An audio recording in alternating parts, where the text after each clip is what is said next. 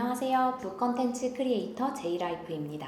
유튜브를 운영하면서 돈을 많이 벌 수 있다 라는 이야기를 듣고 그럼 나도 한번 해볼까? 하는 생각으로 유튜브를 시작했다가 아무리 영상을 올려도 조회수나 구독자 수가 늘지 않아서 중간에 포기하신 분들 계신가요? 오늘 제가 소개해드릴 책에서는 이런 유튜브 크리에이터라는 거를 업으로 삼고 있는 사람들을 위해서 어떤 식으로 유튜브에 접근해야 되는지, 그리고 콘텐츠를 비즈니스로 만들기 위해서 어떻게 해나가면 좋을지에 대해서 알려주는 책입니다. 바로 닥터튜브 주힘찬의 유튜브 클리닉이라는 책인데요. 이 책의 저자인 주힘찬 작가님은 본인이 MCN에서 이제 크리에이터를 관리하고 이거를 이제 비즈니스화하는 그런 사업들을 담당하면서 어떻게 하면 유튜브 크리에이터가 성장할 수 있는지에 대한 다양한 경험을 가지고 이 책을 써내셨어요. 책의 표지를 간단히 보자면 우선 전반적으로 유튜브 로고의 메인 컬러인 빨간색 포인트 컬러를 활용한 점이 좀 인상 깊은데요. 제목이나 이런 일러스트, 부제는 빨간색으로 표기했고 전체적인 배경 컬러를 좀 연한 회색 컬러를 활용해서 훨씬 더 붉은색을 좀 강조하는 그런 느낌을 받았어요.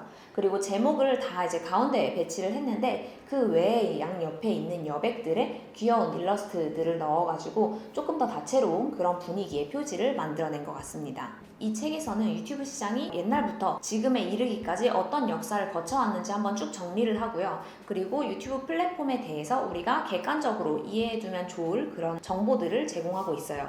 후반부에는 이제 유튜브 크리에이터들을 위해서 어떤 식으로 컨텐츠를 콜라보레이션을 하는지, 그리고 멘탈 관리는 어떻게 하는지, 이런 다양한 이야기들을 담고 있습니다. 책을 읽으면서 제가 특히 공감되었었던 프롤로그의 한 문장이 있었는데요. 원래 진입장벽이 낮을수록 경쟁자가 많고 성공하기 어렵다라는 문장이었어요. 우리가 다른 채널과 비교했을 때 유튜브는 상대적으로 진입장벽이 높다라고 볼 수는 있지만 누구나 채널을 개설할 수 있고 누구나 간단한 영상 편집만으로 영상을 올릴 수 있기 때문에 어떻게 보면 진입장벽이 낮다고 생각할 수도 있을 것 같아요. 저도 블로그를 운영하면서 사실 블로그도 진입장벽이 낮은 채널 중에 하나잖아요. 그렇다 보니까 정말 많은 분들이 블로그에 뛰어들지만 사실 장기적으로 블로그를 키워갈 수 있는 사람들은 또 그 중에 극히 일부인 것 같더라고요. 그런 측면에서 작가님이 말씀하시는 것도 유튜브라는 거를 시작하는 거는 비교적 쉽지만 중요한 건 이걸 어떻게 키워나가면서 나라는 사람을 브랜딩하고 또 수익화 기회를 연결시킬 수 있을지, 이게 정말 중요하다라고 강조를 합니다. 저는 이게 모든 플랫폼에 해당되는 이야기일 것 같은데 어떤 채널을 시작할 때 그 채널을 장기적으로 운영할 수 있는 사람들은 단순히 그냥 나 이거 시작해야지 라는 가벼운 마음으로 시작한 게 아니라 내가 이 채널을 운영함으로써 어떤 목적을 이뤄야겠다 라는 명확한 목표를 가지고 있는 사람이 꾸준히 할 수 있다고 생각해요. 저 같은 경우에는 블로그를 운영할 때 처음에는 그냥 개인 일기장의 기록 용도로 활용을 했지만 그 뒤에 조금씩 욕심을 가지면서 내가 읽는 책들을 더 많은 사람들한테 소개하고 싶다, 그리고 내가 책을 통해서 얻는 인사이트들을 사람들과 공유하고 싶다라는 목적을 가지고 블로그를 지금까지 그래도 5년 넘게 운영을 해오고 있습니다. 최근에는 유튜브라는 새로운 플랫폼을 시작하면서 저는 두 가지 목표를 세웠어요. 먼저 첫 번째로는 제가 강사 활동을 하기 때문에 평소에도 말하기 연습을 하는 게 중요한데 유튜브를 통해서 말하기 연습도 하고 논리적인 흐름들을 쌓아가자, 그런 연습을 하는 기점으로 삼자라는 게 하나가 있었고요. 두 번째의 경우는 이제 저라는 사람의 퍼스널 브랜딩을 영상 콘텐츠로 한번 해보자라는 목적이 있었어요.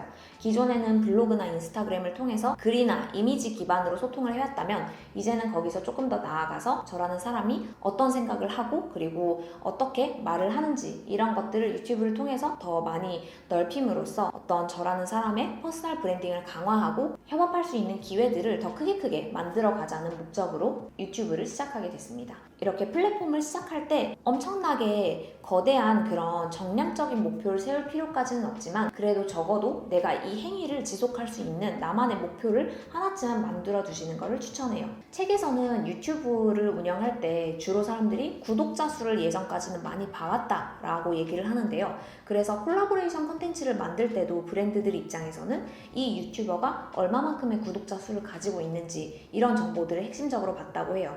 근데 이 책에서는 그런 구독자 수나 조회수보다 더 중요한 것 한 가지를 이야기합니다. 그건 바로 사람들의 시청 시간입니다. 유튜브 알고리즘은 거대한 유튜버들을 띄워주기도 하지만 또 이제 막 시작하는 초기 유튜버들을 띄워주기도 해요. 그래서 알고리즘이라는 걸 통해서 이제 다양한 영상들을 좀 랜덤하게 띄워주는 작업을 하는데 이때 내 영상이 어떤 사람들한테 노출이 됐을 때 그 사람들이 그 영상을 오랫동안 시청하는가, 혹은 그 영상에 어떤 썸네일에 꽂혀서 처음에 들어왔다가 그 내용이 썸네일과 맞지 않아서 그냥 이탈해 버리는가, 이 두 가지 케이스에 따라서 이 사람을 더 띄워줄지 혹은 더 띄워주지 않을지를 결정하고 있어요.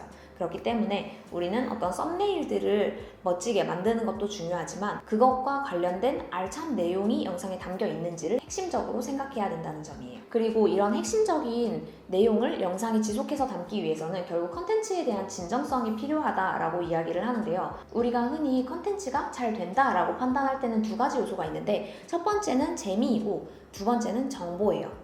사실 제 채널의 경우에는 재미적인 요소보다는 정보의 요소들이 더 많이 담겨 있다라고 생각하는데요. 만약에 여기서 재미와 정보를 둘 다 잡을 수 있으면 더 베스트겠죠. 이런 식으로 내가 어떤 방향성의 컨텐츠를 만들어 갈지에 대한 전략을 짜야 되고요. 그리고 그 내용이 충실하게 담겨 있는 컨텐츠를 만드는 게 가장 중요합니다. 책의 후반부에는 유튜브 크리에이터가 비즈니스를 하면서 어떻게 하면 브랜드와 잘 협업할 수 있을지에 대해서 꽤 디테일하게 정보들을 제시하고 있어요. 예를 들어서 콜라보레이션 계약서를 쓸 때 어떤 점을 유의해야 되는가 라든지, 아니면 나의 채널 소개서를 만들어서 제안을 할 때 채널 소개서에 어떤 내용들이 담겨야 할지, 이런 상세한 내용들이 있으니까 혹시 유튜브를 좀 본격적으로 운영하시는 분들이라면 브랜드와의 콜라보 이런 것들을 고려해서 앞으로 유튜브를 전략적으로 이끌어 나가기 위해서 이런 책들을 한번 참고해 보시면 좋을 것 같아요.